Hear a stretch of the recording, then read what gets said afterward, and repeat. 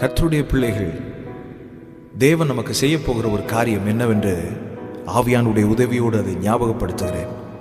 ஆதியாமத்தின் புஸ்தகம் 50:20 யோசேப்பு தன் சகோதரர்களை பார்த்து இதை சொல்லுகிறார். என்ன தெரியுமா?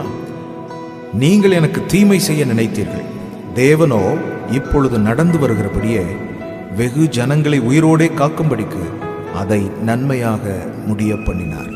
அதை நன்மையாக முடிய பண்ணினார். எது தீமை என்று யோசேப்புக்கு விரோதமாய் வந்ததோ, கர்த்தர் அதையே தேவன் நன்மையாய் மாற்ற முடியும். ஆண்டவர் தீமையை அகற்றி நன்மை செய்கிற ஒரு விதம் இருக்கிறது.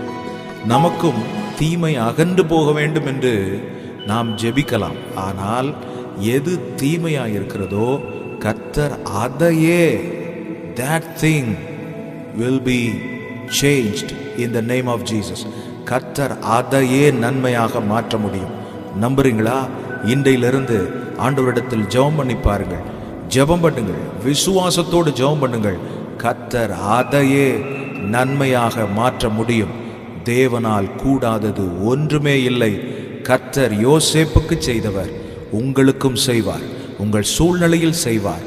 தேவன் காரியத்தை மாறுதலாய் முடிய பண்ணுவார். கர்த்தருடைய நாமம் உங்கள் மூலமாய் மகிமைப்படும். ஆமென்.